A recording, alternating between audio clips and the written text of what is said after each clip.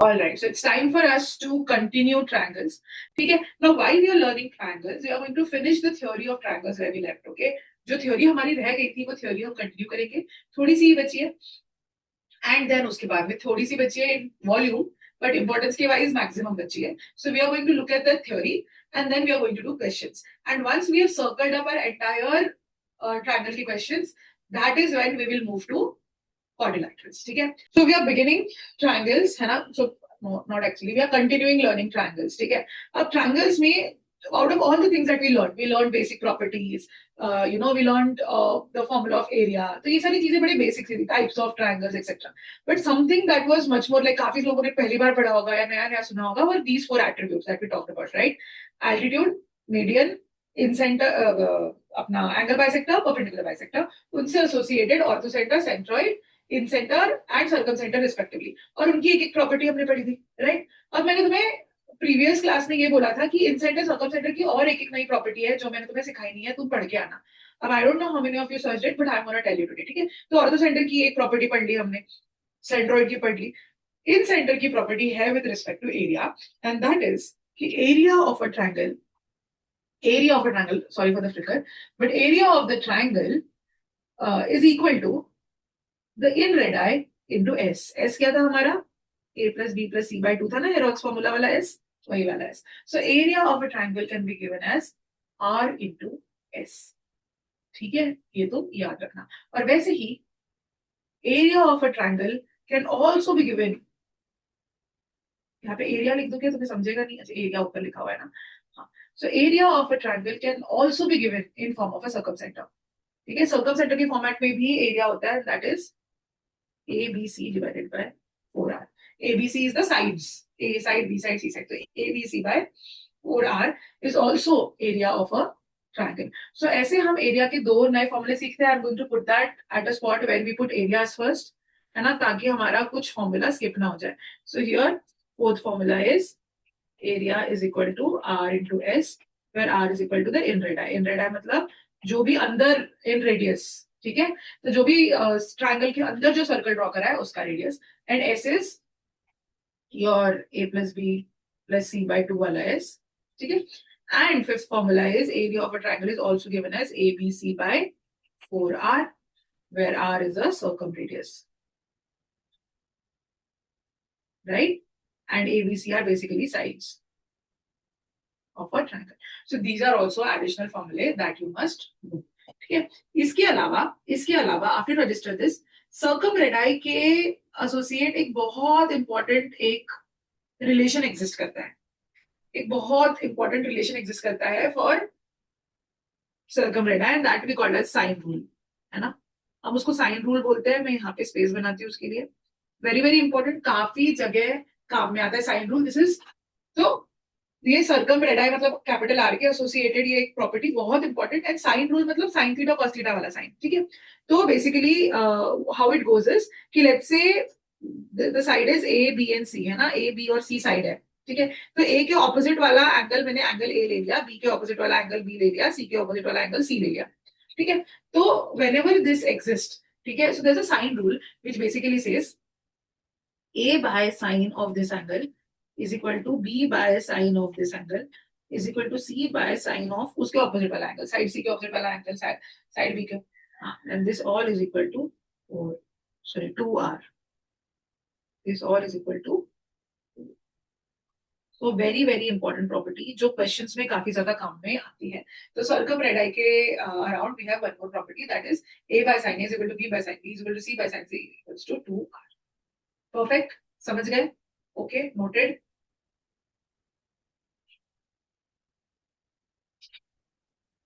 Can we move ahead? And then another property I want to tell you about centroid. So with median what happens, not really centroid, but with median what happens कि because एक triangle होता है, और कोई भी अभी equilateral नहीं, थोड़ा सा अजीब सा ट्रायंगल, ऐसा ट्रायंगल होता है, इसका ये मीडियन है, राइट, है ना. तो whole point is a median divides a triangle in two equal halves by area. ठीक है, तो इसका जो ये एरिया होगा और इस पार्ट का जो एरिया होगा वो इक्वल होगा. कोई भी मीडियन क्या करता है, क्यों क्यों ऐसे होता है, I tell you why. Because two triangles are form, जब तुम मीडियन से तुम उसको स्प्लिट करते हो, this is one triangle and this is another triangle, right? ये दो ट्रायंगल्स बनते हैं मीडियन के कारण. अब for both of this triangles area is half base into height. अब उन दोनों का बेस सेम है, बेस सेम है, करेक्ट? बिकॉज जो भी ओरिजिनल बेस था उसका तुमने कर दिया है आधा आधा, राइट? तो बेस और हाइट दोनों की तो यही रहेगी ना, दिस इज द हाइट. वो येलो वाले ट्रायंगल की भी हाइट वो है और रेड वाले ट्रायंगल की भी हाइट वो है, राइट? क्योंकि अगर हमने ये बेस लिया है तो हाइट कहाँ से ड्रॉ होती है? ऑपोजिट वर्टेक्स से सीधा. दैट ग्रीन वाला इज ओनली द हाइट. तो हाइट इज सेम. तो ओरिजिनल जो एरिया, ओरिजिनल जो ट्रायंगल था उसका हाफ बेस इंटू हाइट था. अब हाइट सेम रह गई, बेस इनका आधा आधा हो गया, आधा आधा स्प्लिट हो गया. So both of these have equal area and this area is equal to half of area of the original triangle. ठीक है? तो ये भी एक चीज याद रखना कि median divides your triangle in two equal halves by area. है? ठीक है? So these are some 3-4 additional properties that we learn regarding. हमने एक सीखी थी, बट अभी इन सर्कल की तो एक भी, इन रेड आई की तो एक भी नहीं सीखी थी प्रॉपर्टी. तो वो एरिया की थी. तो वैसे ही एरिया मतलब आर इंटू एस, तो वैसा ही एक आ गया हमारा ABC by 4 R circumradii के लिए भी. और सर्कम रेड आई के लिए फिर और एक एडिशनल आ गया साइन रूल. एंड वो साइन रूल के बाद इसके लिए आएगा ये मीडियम का इक्वल हाफ एरिया. तो हमने से 4 ही चीजें न्यू सीखी है आज रिगार्डिंग दिस. ठीक है? So I hope you have registered it. उसके बाद now it's time for us to start learning actual theorems. So we are going to learn the theorems associated with triangles now, right? So first theorem is the midpoint theorem. अब midpoint theorem क्या कहता है? Basically it says that whenever you have a triangle, ठीक है, वो triangle का जब तुम कोई भी दो साइड्स के मिड पॉइंट ज्वाइन करोगे, लेट्स से ये साइड का मिड पॉइंट ये है और ये साइड का मिड पॉइंट ये है, right? So line joining the mid points of two sides is parallel to the third side. A line joining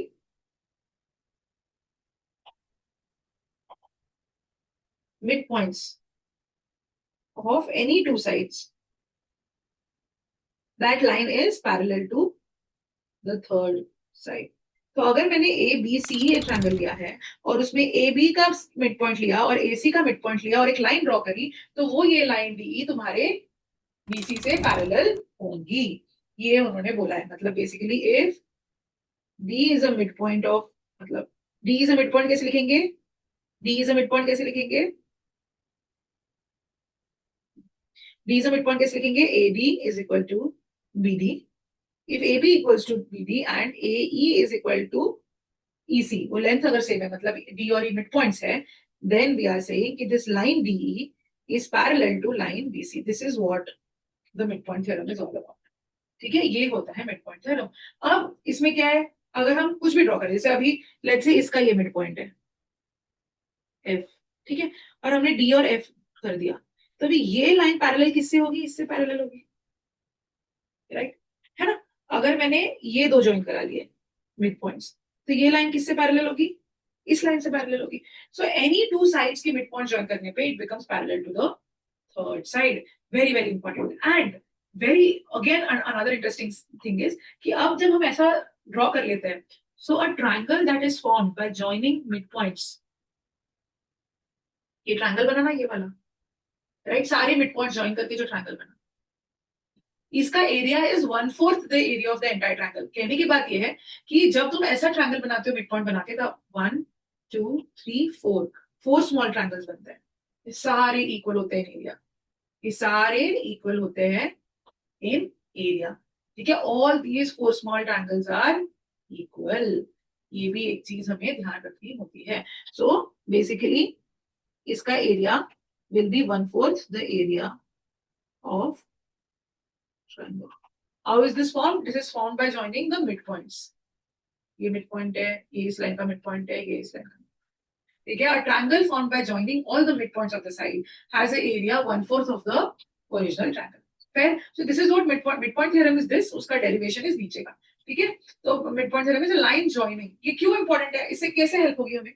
कि triangle के अंदर जब हमें दो set of parallel lines दिख गई, है ना, जैसे डी और बीसी अगर पैरेलल लाइंस है, तो ये दोनों ट्रांसवर्सल हो गए ना. और ट्रांसवर्सल होते ही क्या होता है? The moment you see transversal, that moment itself you start seeing कि oh, now this is full of those angles वाली चीजें, है ना. एंड अगर तुम उस रिलेशन से देखने जाओ ना, तो तुम्हें और एक चीज रियलाइज होगी. वो ये रियलाइज होगी कि अभी ये ट्रांसवर्सल हो गया, तो ये दोनों, ये ट्रांसवर्सल हो गया ना, तो ये दोनों करस्पॉन्डिंग एंगल्स है, ये दोनों इक्वल रहेंगे, है ना. ये दोनों करस्पॉन्डिंग एंगल्स है. ये दोनों इक्वल रहेंगे, और ये एंगल जो है वो है, तो ए प्रॉपर्टी से if you look at A property, angle angle angle property, we get that your triangle ADE is similar to triangle ABC। हाँ कि ना, ये दोनों सिमिलर ट्रायंगल्स आ गए आपको, है ना? क्यों? क्योंकि पैरेलल लाइंस बन गए, पैरेलल लाइंस बन गए करस्पॉन्डिंग एंगल्स, और रेशियो सिमिलर ट्रायंगल्स में ratio of this thing will be 2:1, because बड़े ट्रायंगल को छोटा कर दिया हाफ, है ना? AD is half of AB, AE is half of AC, तो DE is also going to be half of BC, right? ये लेंथ क्या होगी है DE की, DE विल बी, ऑलराइट, हाँ।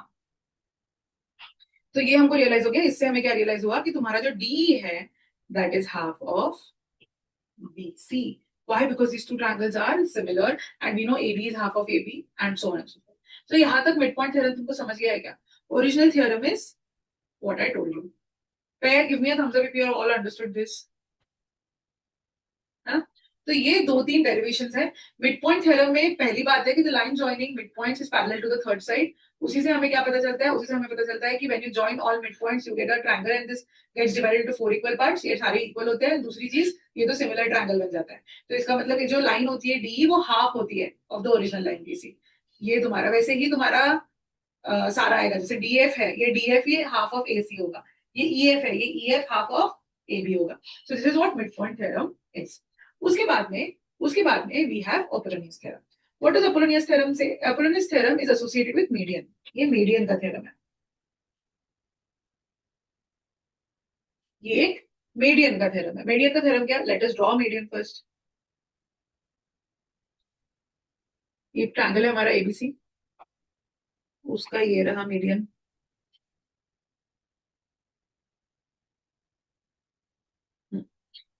तो ये ट्रायंगल रहा एबीसी, उसका रहा ये मीडियन। मीडियन मतलब ये दो साइड्स इक्वल हो गए, right? AD is the median. So whenever you have a triangle जिसका ऐसा मीडियन होता है, तो उसकी Apollonius theorem property basically says that ये जो AB एंड AC है, the other two sides, these are the two different sides जिसके ऊपर मीडियन ड्रॉ नहीं हुआ है, ठीक है? ये साइड्स जिनके ऊपर मीडियन ड्रॉ नहीं हुआ है, उनका स्क्वायर का सम, मतलब AB square plus AC square, this is equal to 2 times the sum of this median AD square plus ये जो भी हाफ बना ना, ये BD ले लो या CD ले लो, एक ही पास है। This is what Apollonius theorem is. Very indirect, very peculiar, very derivative, but हमको ध्यान रखना है. We have to memorize it. It's not conceptual, it is more like a memory, but a very, very important theorem that comes extremely handy in solving a bunch of questions. मैं तुम्हें ऐसी theorem पढ़ा रही हूँ जो question solve करने में तुम्हें हेल्प करें, तो है तो भाई सैकड़ों, राइट? सो अपोलोनियस थ्योरम से that whenever you see a median, ठीक है, तो तब द सम ऑफ, मतलब the sum of squares of the two other sides is equal to 2 times the sum of square of median and half of the side which is divided, है ना? ये होता है। अगर मैं लाइन टू लाइन इसका definition बोलूं तो it's something like the sum of the squares of the two sides of any triangle equals the sum of the squares of any two sides of a triangle equals twice the sum of half of the third side plus the median। एक ही बात हुई, right? तो the sum of any two sides is equal to 2 times the sum of half the other side and the median. This is what Apollonius theorem is. That is it. इतना ही है, इतना ध्यान रखना है और आगे बढ़ना है, ठीक है? और कुछ नहीं है ना? ये अगर BD is equal to CD तो तुम दोनों में से कुछ भी दे सकते हो, इतना ही है, आगे बढ़ना है। अब somebody is asking me why do we use this formula, as in to find what? This is the question. Let's say you are given a question wherein you are supposed to find a certain side. They give you median ka length, they give you AC ka length, they give you BC ka length. Now they are like find AB ka length. So then you use it, right? Where are these questions used is all something that we're going to do. So geometry questions are a bunch of like a lot of properties and formula used together. बस हमारे पास trigger होना चाहिए। Trigger होना चाहिए कि यहाँ median दिख रहा है, मीडियन का मुझे क्या क्या पता है? मीडियन का मुझे सेंट्रॉइड पता है 2:1, राइट? मीडियन का मुझे कि दो हाफ एरिया में डिवाइड करता है, मुझे वो पता है, और मुझे अपोलोनियस थ्योरम पता है मीडियन का। तो ऐसा दिमाग में आ जाना चाहिए। मीडियन सुनते ही मुझे ये दो तीन चीजें याद आती है। फिर क्या यूज होगी वो क्वेश्चन के ऊपर डिपेंड होगा, ठीक है? But this is it for now, ठीक है? अब उसके बाद में we have something called as angle bisector theorem. So as the name suggest, जैसे वो मीडियन से एसोसिएटेड था ऊपर वाला, ये वाला सीधे सीधे ऑफ कोर्स एंगल बाइसेक्टर से एसोसिएटेड होगा. Angle bisector theorem is very very simple. It's actually very very simple. Let's say you have a triangle that is A, B, and C, right? And then there's this angle bisector D, right? ये दोनों which is bisecting angle A, और ये दोनों equal parts में divide हुए हैं, है ना. मैं इसको ऐसे भी लिख सकती हूँ, है ना. एंगल बाइसेक्टर है. तो इसमें सिंपल सी बात है कि the angle bisector divides the side that which is cutting in the ratio of the to other sides. मतलब ये जो एंगल बाइसेक्टर है उसने बीसी को दो हाफ में कट कर दिया, बीडी और सीडी. बीसी को दो पार्ट्स में कट कर दिया ना, बीडी और बीसी, राइट. अब ये बोल रहे हैं कि as per angle bisector theorem the ratio of BD and CD, the parts in which it is divided, this and this,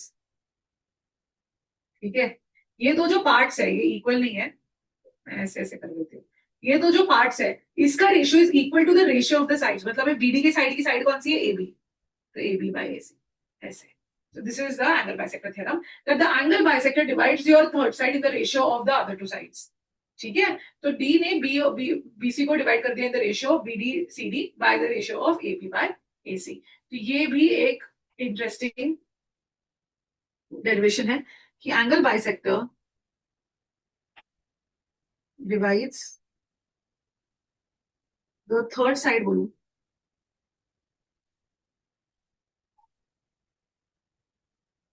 in ratio of remaining two sides. ठीक है, समथिंग लाइक दैट. ठीक है. तो ये तुम्हारा प्रॉपर्टी हुआ. अब इसके बाद में we have exterior angle theorem.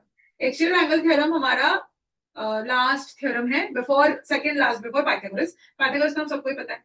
Exterior angle theorem क्या कहता है, I tell you. This is regarding the exterior angle now. ठीक है. अब इसमें क्या होता है कि लेट्स से वी हैव अ ट्रायंगल, थोड़ा नीचे ड्रॉ करती हूँ. ठीक है. We have a triangle A B C, उसका एक एक्सटीरियर एंगल ले लो, let's say this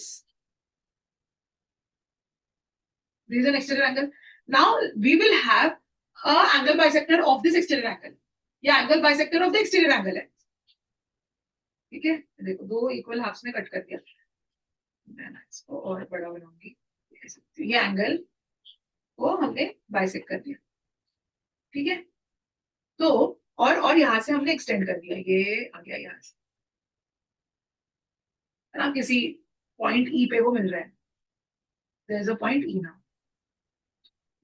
This is an extension of the angle bisector theorem that we learned. तो उसी से रिलेटेड है कि अभी यहाँ पे तुम्हारे CE is angle bisector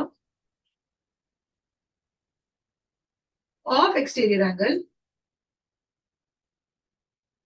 इसको D नेम दे देती हूँ मैं, of exterior angle ACD. ये ACD तुम्हारा एक्सटीरियर एंगल था, उसका एंगल बाइसेक्टर है. ठीक है. तो ये एंगल बाइसेक्टर भी सेम, इसका भी सेम है कि इट हैज एक्सटर्नली डिवाइडेड. अब किसको डिवाइड किया इसने, अभी तक हम क्या कर रहे थे, जो भी ऑपोजिट है कि इसका ए का एंगल बाइसेक्टर है तो हमने बीसी को कट किया था, वैसे ही अभी ये सी का एंगल बाइसेक्टर है तो ए बी कट हो रहा है, ए बी, है ना. तो A B is divided into two parts now, one is BE one is AE, right. तो बीई बाय एई, है ना. Parts are BE by AE, ये दो पार्ट्स में डिवाइड किया. So this ratio is equal to the ratio of the other two sides. मतलब BE वाला हो जाएगा बीसी और यहाँ पे हो जाएगा एसी. सेम थिंग जो हमने पहले पढ़ी, बढ़िया एक्सटर्नल एंगल के रिलेटेड है. ठीक है. तो एंगल बाइसेक्टर हमेशा ये करता है कि जो थर्ड साइड जहां पर वो जिसको कट कर रहा है उस साइड को उसी रेशियो में कट करता है इन the ratio of the remaining two sides. फिर वो इंटरनल एंगल बाइसेक्टर हो या एक्सटर्नल एंगल बाइसेक्टर हो. एक्सटर्नल एंगल बाइसेक्टर ने भी बीई एई इस रेशियो में ऐसे पार्ट्स में वो किया है, और ऊपर वाले में तो बीच में था वो part, and the ratio is so much. ठीक है. तो ये पैटर्न तुमको दिख रहा है, दोनों में भी सेम है, सेम है. जैसे बीडी और सीडी था तो वो ए बी और एसी हो गया. यहाँ पे भी सेम है कि तुम्हारा बीई एई है, it is divided in the ratio of BC and AC. Fair. Can you see the pattern, give me a thumbs up here. तो हमने चार प्रॉपर्टी सीखी. चारों प्रॉपर्टी, दो प्रॉपर्टी थी मिड पॉइंट से related, right. Median value Apollonius theorem और एक मिड पॉइंट थ्योरम ही नाम था, बट वो मिड पॉइंट से रिलेटेड थी. चार में से दो प्रॉपर्टी, और दो प्रॉपर्टी एंगल बाइसेक्टर से रिलेटेड थी. तो that is how you can easily remember. उसमें से भी सेकंड और सॉरी थर्ड और फोर्थ तो सेम सेम ही है इन सेंस. ठीक है. अब लास्ट आता है Pythagoras theorem, which we all love and we all are aware about. So this is the last thing we are learning about triangles. ठीक है. So Pythagoras theorem is applicable only for right angle triangle. Yes. है ना. It basically says that sum of this perpendicular sides is equal to sum of the squares of perpendicular sides is equal to the square of hypotenuse. ये हमको पता है, right? AB and BC का square is AB square plus BC square is going to be hypotenuse का square. उसके बाद there is a concept of Pythagorean triplets. ये हमारे होनी चाहिए लर्न. फॉर्मूला बुक हमारी वेबसाइट पे फॉर्मूला बुक है, डाउनलोड करना, वहां पे सारे पाइथागोरन ट्रिपलेट्स दिए हुए हैं. ठीक है, तो अभी it's basically 3, 4, 5 are the most basic Pythagorean triplets. फिर उसके बाद में आता है 5, 12, 13, जो इसके बाद नेक्स्ट इमीडिएट आता है एक यूनिक, 7, 24, 25. Very often used. इसमें क्या है ना, ट्रिक क्वेश्चन आ जाता है, तो तुम्हें जैसे ही ये साइड्स दिखे तो तुम्हारे दिमाग में आ जाना चाहिए, ओ ये तो पाइथागोरन ट्रिपलेट की बात हो रही है ना. 5, 12, 13, 7, 24, 25 very frequently coming Pythagorean triplets whenever the questions are such. And more importantly, इनके multiples भी होते हैं, वो भी Pythagorean triplet होता है. Like the 3, 4, 5 है, तो 3 2 6, 4 2 8, 5 2 10, ये भी Pythagorean triplet हुआ. 3 4 12, 4 4 16, 5 4 20, ये भी Pythagorean triplet होगा. वैसे ही बाकियों के लिए भी, है ना. तो इनके multiples भी Pythagorean triplets होते हैं. ठीक है, ओके.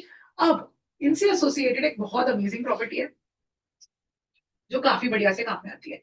वो ये है कि लेट्स से इफ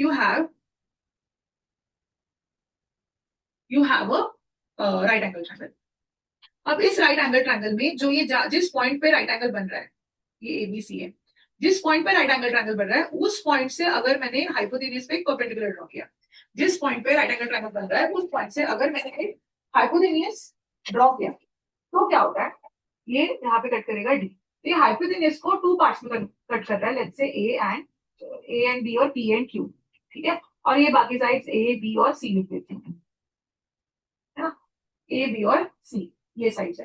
तो इस केस में व्हाट हैपेंस इज, ध्यान से सुनो, तो यहाँ पे सिमिलैरिटी इन ट्रायंगल्स एस्टैब्लिश होती है. तो सिमिलैरिटी ध्यान रखने से ज्यादा ये ध्यान रखो, सिमिलैरिटी ध्यान रखने से ज्यादा ये ध्यान रखो कि your A, this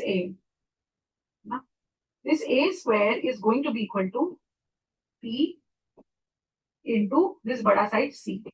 similarly your B square is going to be Q into सी.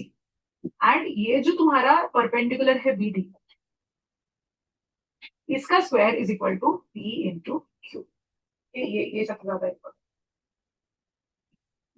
तो in a right angle triangle, if you draw perpendicular from the vertex where right angle triangle is formed to its hypotenuse, so then these are the relationships that are established. ठीक है, these are the relationships that are established, that you have your A, this side, इस side का square is equal to उसके side का जो part है वो into the hypotenuse का मल्टीपल, इस साइड का पार्ट का स्क्वायर इज इक्वल टू इस साइड का जो हाफ, जिस हाफ में वो हाइपोटेन्यूज, हाफ मतलब जिस पार्ट में वो हाइपोटेन्यूज का कट हुआ है, जैसे यहाँ पे क्यू इनटू सी, एंड जो परपेंडिकुलर है जो ड्रॉ किया है उसका स्क्वायर इज इक्वल टू ये दोनों पार्ट्स का मल्टीपल. ठीक है, और यहाँ पे अगर हमें सिमिलैरिटी बतानी है तो ट्रायंगल्स कैसे सिमिलर होते हैं मैं तुम्हें बताती हूँ.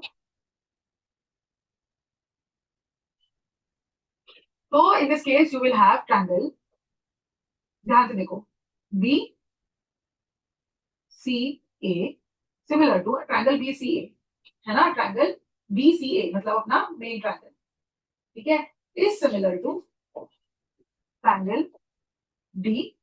ठीक है, triangle D C B similar to triangle D B, नहीं, it will be similar to triangle D, हाँ, बी ए.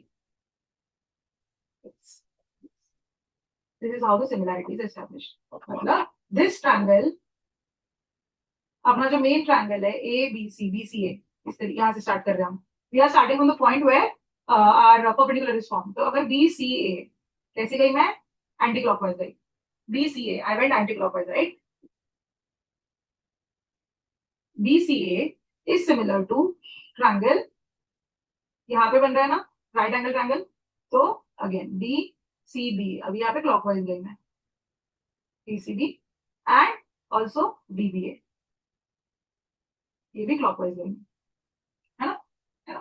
तो हमको फर्स्ट बड़ा वाला ट्रायंगल एंटी क्लॉकवाइज किया, फिर start from the point where your right angle triangle is formed and we have to go anti clockwise, right. तो यहाँ पे it's BCA like this, and then the other two are formed clockwise. You start from D where the perpendicular is formed and then you are like it is DCB, है ना, ऐसा होता है clockwise, तो इसलिए DCB, है ना, और यहाँ पे भी DAB, sorry DBA, because clockwise again DBA में D के बाद B के बाद A क्लॉकवाइज। तो इस तरीके से याद रखना, तो तुम्हें पता चलेगा दिस इज हाउ, वहीं से ये रिलेशन आएगा, वहीं से ये रिलेशन आने हैं, but a very very very important property है, ठीक है, so do keep this in mind. Fair? Are we good? This is the last thing we are learning, and from here on, we are going to start solving the questions now. So give me affirmations if you have understood.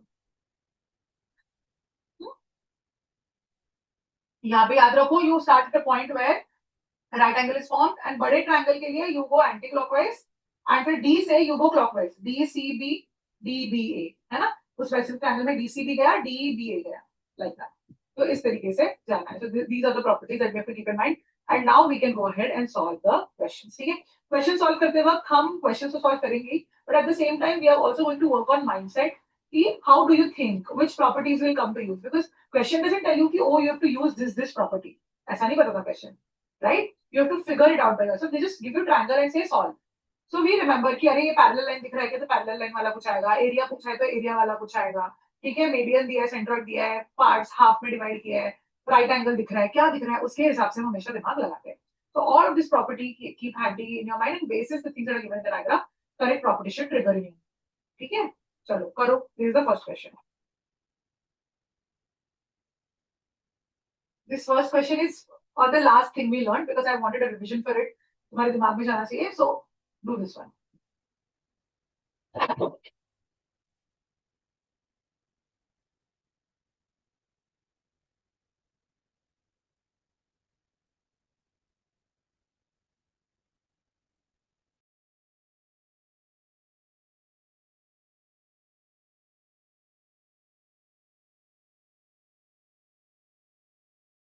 आ रहा है क्या हमको? चलो late us do this question. कैसे करेंगे हम?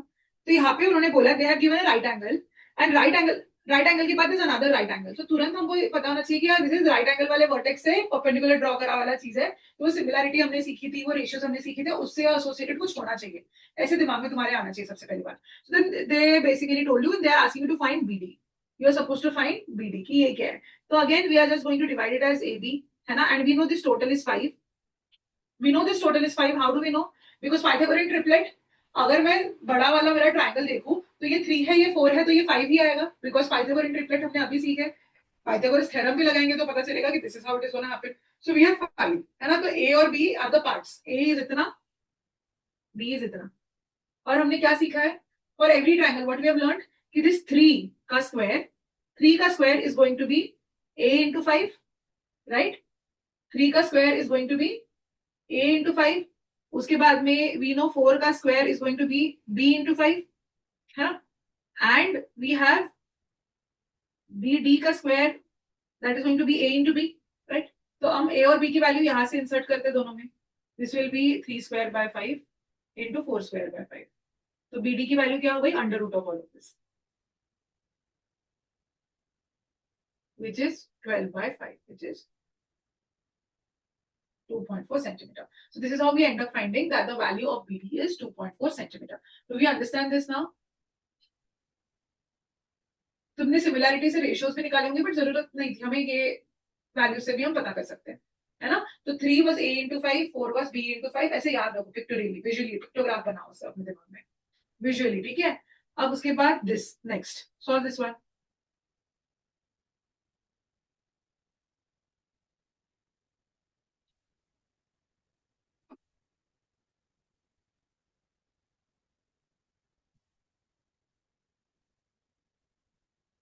यहाँ पे हमारा क्या दिमाग चलना चाहिए? सबसे पहले हमारा दिमाग चलना चाहिए ओ आइसोसेलेस ट्रायंगल.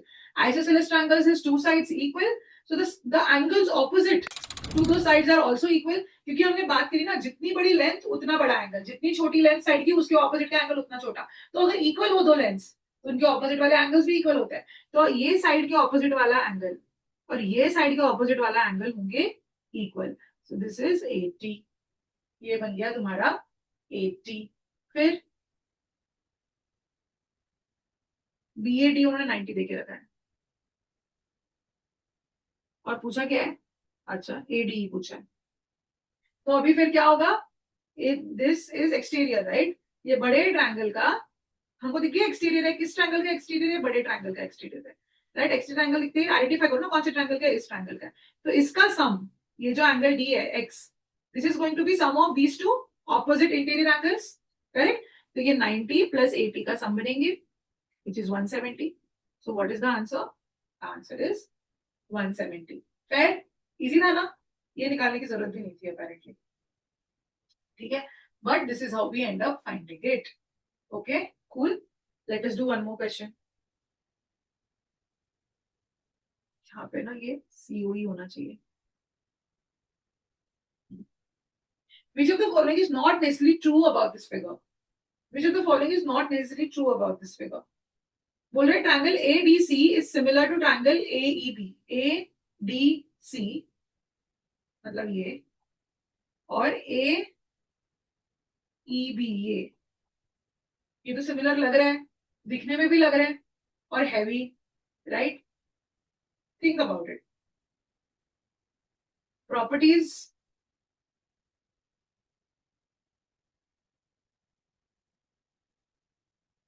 फिर BOD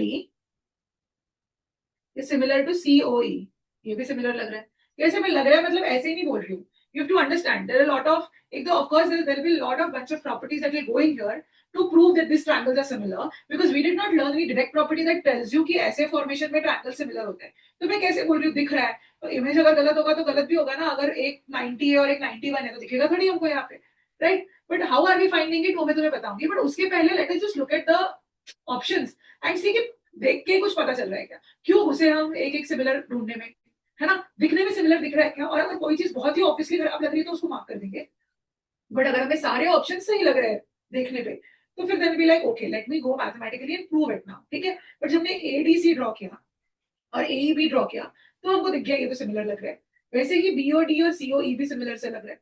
फिर वो बोल रहे हैं AD इंटू AB, है ना, वो बोल रहे हैं AD into AB is equal to AE into AC, ये भी सेम लग रहा है, करेक्ट, क्योंकि ये सब सेम लग रहा है अपने को। फिर लास्टली उन्होंने बोला BD into OE is equal to CE into, ये सही है, CE इंटू OD होना चाहिए, OD नहीं बट OB बोल दिया, तो ये फिर अभी हो गया, अभी हो गया ना, हमको ये चाहिए था तो फिर सेम सेम हो जाता, OD होना चाहिए था, तो फिर this is clearly the answer and that is how you come and you mark कि भाई ये तो है। क्योंकि अगर हम प्रूव करने जाए तो ये टाइम हो जाएगा, तो यही इस क्वेश्चन की ट्रिक है, यही इस क्वेश्चन की ट्रिक है कि बच्चे फाइंड करने लगेंगे, we don't have to end up finding it, we test the options and we arrive. But otherwise, how do you prove if the triangles are similar? So if you look at these triangles, let's say मैं option B तुम्हें prove करके दिखाती हूँ।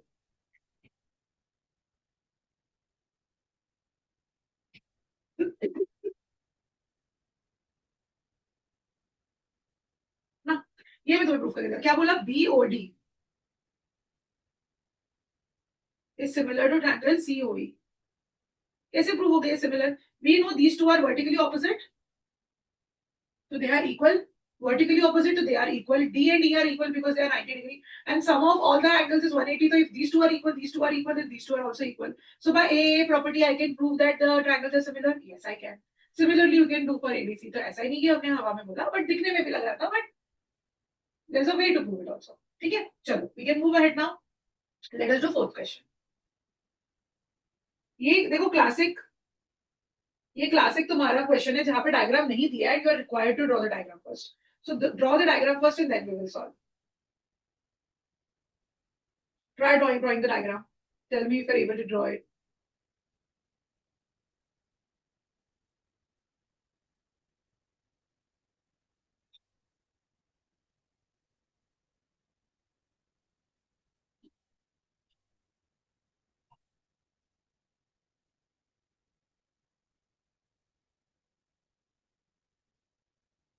उन्होंने क्या बोला है, two medians of a triangle intersect at some point at right angles, right angles पे इंटरसेक्शन हो रहा है ना। तो इसको ड्रॉ करना बहुत जरूरी है कि हम विजुअलाइजेशन के लिए राइट एंगल ही ड्रॉ कर ले पहले, कि ये पॉइंट जी है, इस पॉइंट जी पे हमारे दो मीडियंस मीट कर रहे हैं, राइट। तो मीडियंस कैसे ड्रॉ करेंगे, something like this, a triangle will come here so that these two triangle sides are equal, right. थोड़ा एक्सटेंड करना पड़ेगा और फिर इसको करना पड़ेगा ऐसा, नहीं लग रहा है इक्वल, रुको,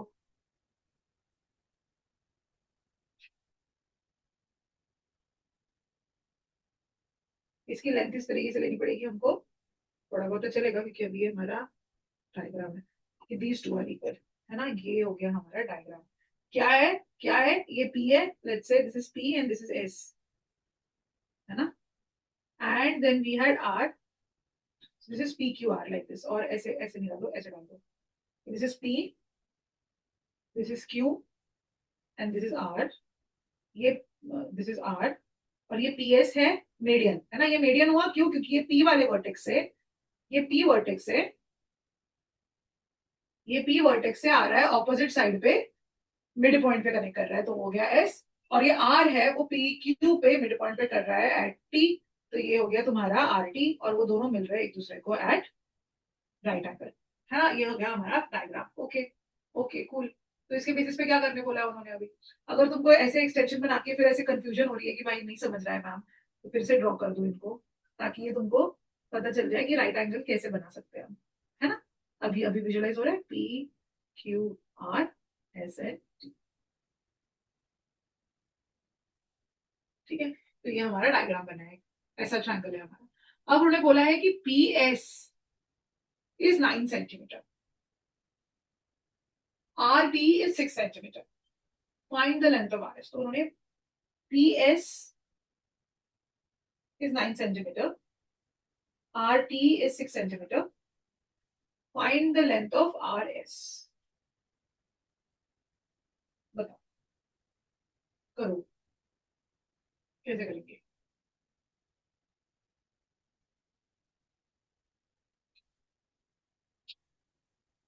क्या क्या याद आ रहा है, क्या क्या याद आ रहा है हमको, कि यार ये मीडियंस है ना, ये मीडियंस है। मीडियंस के रिगार्डिंग हमको क्या क्या पता है, मीडियंस के रिगार्डिंग हमें अपोलोनियस थ्योरम पता है,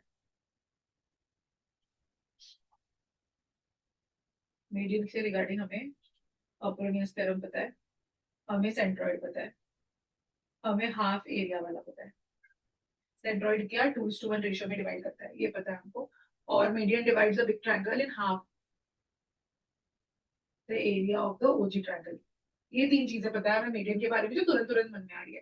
तो अपोलोनियस थ्योरम यहाँ पे अप्लाई हुआ क्या, अकॉर्डिंग टू अपोलोनियस थ्योरम उन्होंने क्या बोला है कि the sum of squares of the two sides. तो इसके लिए हमें, अगर हमने मीडियन पीएस लिया है, तो हमें पीक्यू और पीआर लगेंगे, जो है ही नहीं हमारे पास। अगर हमने आरटी वाला मीडियन लिया तो हमें आरपी और आरक्यू लगेंगे, इनकी तो लेंथ ही नहीं है हमारे पास। तो अपोलोनियस थ्योरम तो डिफिकल्ट लग रहा है अप्लाई करना, ठीक है।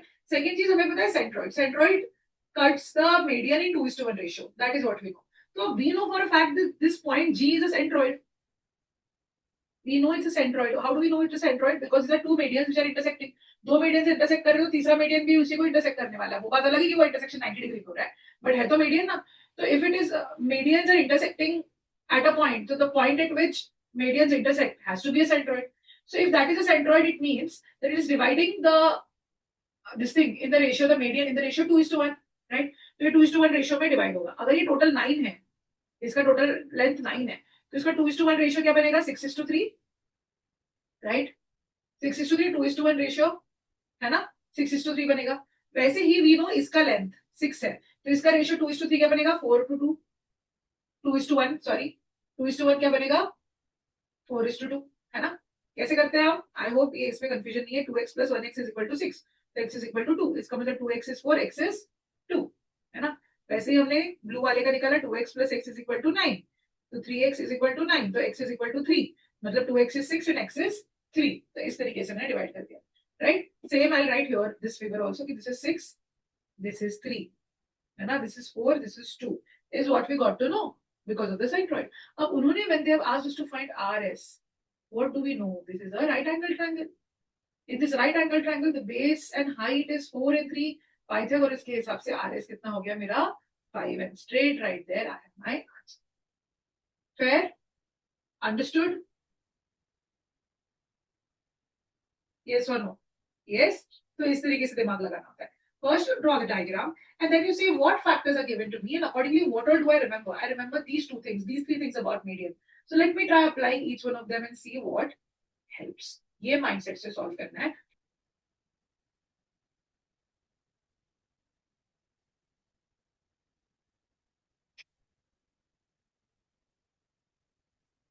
Bye, bye।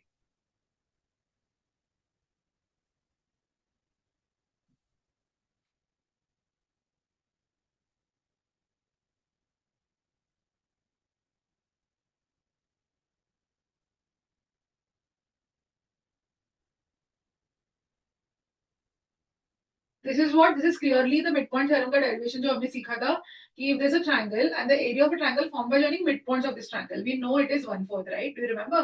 तो अभी हम क्या करेंगे, ये जो तुम्हारा triangle है 3, 4 और 5, this is clearly a right angle triangle. तो इसका area is half into base 4 into height 3, which is 6 centimeter square, है ना? And we know that if we join midpoints of these and form, this one is 1/4 of the original. So इसका area is 1/4 of 6, which is 3/2, and that is straightforward your answer. Fair है, समझ गए? ये तो हमने सीखा था straight. चलो अभी let's do this question.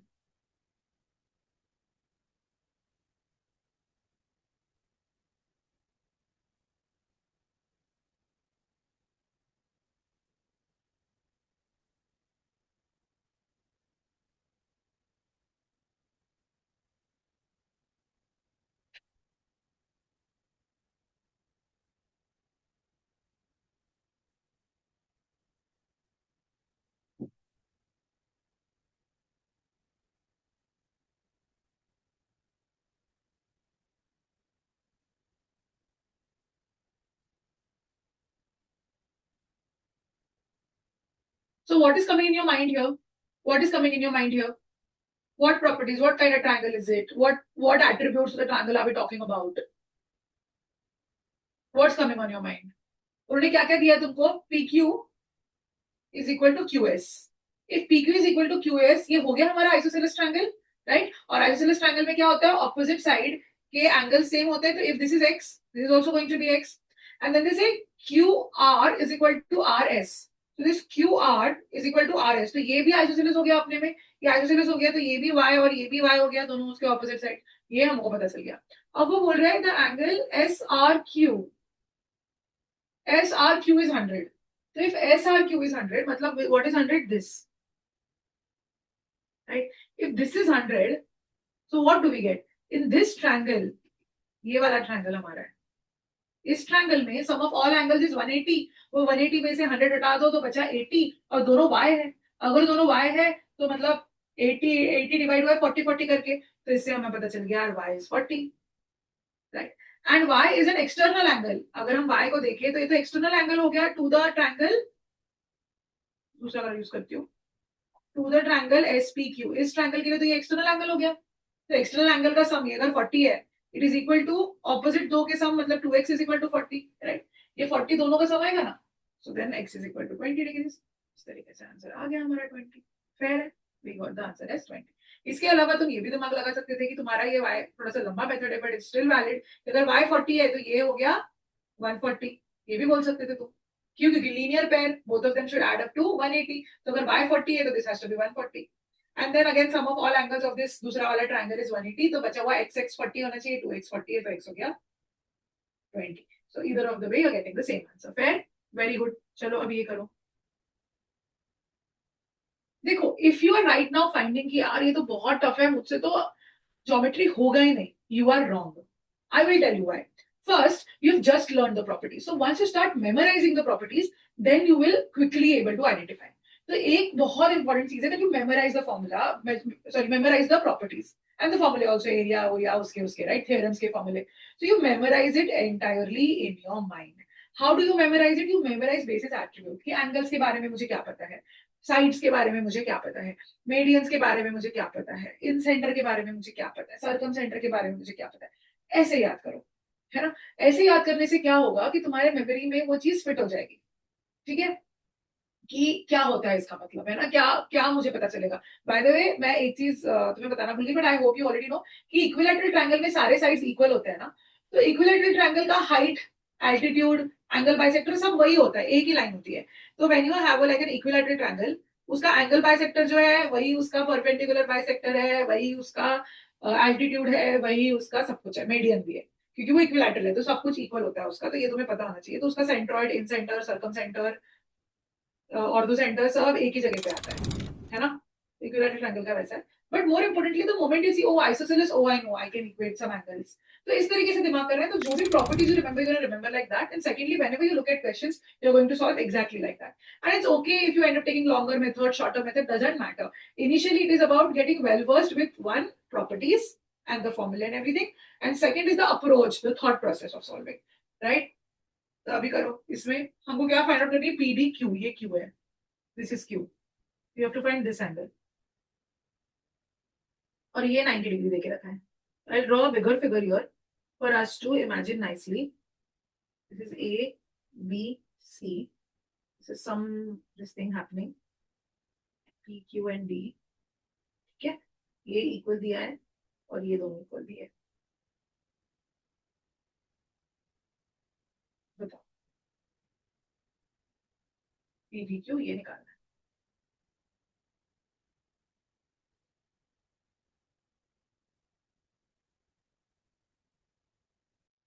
चलो हम ये सवाल कैसे करेंगे? हमारा क्या दिमाग लगेगा सबसे पहले? सबसे पहले चलो एकदम प्रिमिटिव दिमाग लगाते हैं. सबसे पहले क्या दिखा मुझे? आइसोसेलेस ट्रायंगल्स दिख रहे हैं, जिससे मुझे पता है कि ये एक्स है और ये भी एक्स है, राइट? तो जैसे ही मुझे पता चल गया ये एक्स है, ये एक्स है, इस ट्रायंगल में मुझे पता चल गया ये 180 माइनस 2x है, because sum of all angles is 180 degrees. तो x plus this angle is 180, तो ये 180 माइनस 2x हो गया. फिर मोमेंट यहाँ पे यही y है, ये y है, तो ये 180 माइनस 2y हो गया, है ना? इतना इतना हमको दिख रहा है. अब यहां तक अगर हम पहुंचे हैं, जस्ट इन केस ये लाइट हो रहा है दिखने में, है ना? यहां तक हम पहुंचे तो अभी हमारा ध्यान देना चाहिए बड़े ट्रायंगल की ओर. बड़ा ट्रायंगल हमें पता है राइट एंगल ट्रायंगल है, बट उसकी कोई साइड्स नहीं दी है, तो पाइथागोरस थ्योरम वगैरह तो नहीं लगा सकती मैं. बट वो बड़े वाले ट्रायंगल में भी sum of all angles equals to 180. Angles पे क्यों गई मैं? क्योंकि सवाल एंगल्स का है, दिया एंगल है, साइड वाइड कुछ दिए ही नहीं है. तो साइड वाइड दिए ही नहीं है तो मैं साइड का क्यों सोचूं? पाइथागोरस थ्योरम तो साइड से एसोसिएटेड है ना? तो मैं साइड्स वाले में उस डायरेक्शन में गई नहीं. मुझे लगता मुझे एंगल एंगल में सोचना है, इसलिए सबसे पहले मैंने पाइथागोरस नहीं, मैंने पहले वो आइसोसेलेस ट्रायंगल स्पॉट करे, क्योंकि ये हमें उस चीज के बारे में सोचना है. तो उस हिसाब से अगर हमने लिया तो हमें पता चला कि यार ये एंगल जो है बड़े वाले, angle A plus angle B plus angle C, ये पूरा 180 डिग्री बनेंगे ना. तो उससे अगर मैं सॉल्व करूं तो क्या आएगा? ये मेरा 180 minus 2x plus 180 minus 2y plus 90 is equal to 180 degree. तो उससे मेरा वैल्यू आता है x प्लस वाई का. कितना आता है? 135. सॉल्व करो, आएगा. अब x प्लस वाई हमारा 135 आ गया. x प्लस वाई आने से क्या हुआ?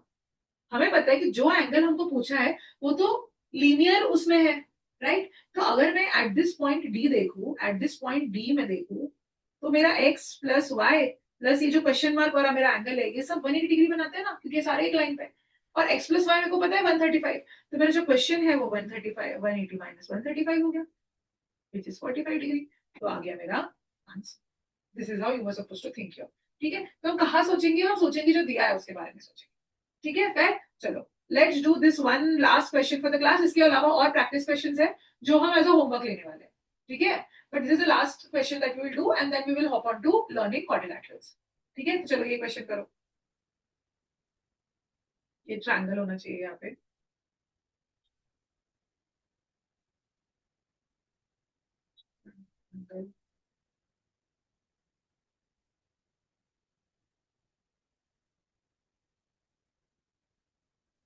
Can you please explain the last bit of the last question? Oh, here, this part. No, so this part you're saying, right, Rene? So this part, sorry, I went back. But then this part, basically, this is D. And there are three, it is made of three angles, right? X, Y, and this angle, which we have to find out. And they all are on a line, right? AB is a line. They are all on a line. So the overall angle here is 180, right? The overall angle here is 180. So we'll have to add X, we will have to add this, whatever we don't know, that and Y, all will be 180. And you know X plus Y is 135. Did you understand now? Yeah. Sorry. जिसका भी thought. Let us continue doing this question.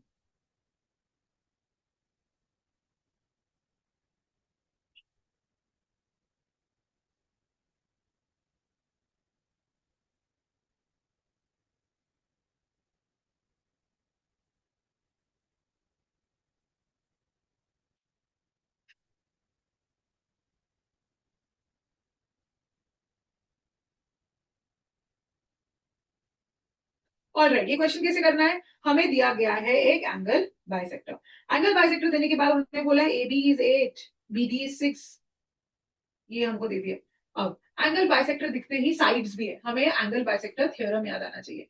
Angle bisector theorem क्या था? कि angle bisector will divide your side in the ratio of, if you're getting confused rather writing numbers, they'll divide this side in the ratio of the other two sides, right? तो इससे तो हमारा आ गया, ये B है, ये 3 है, ये H है और ये AC है.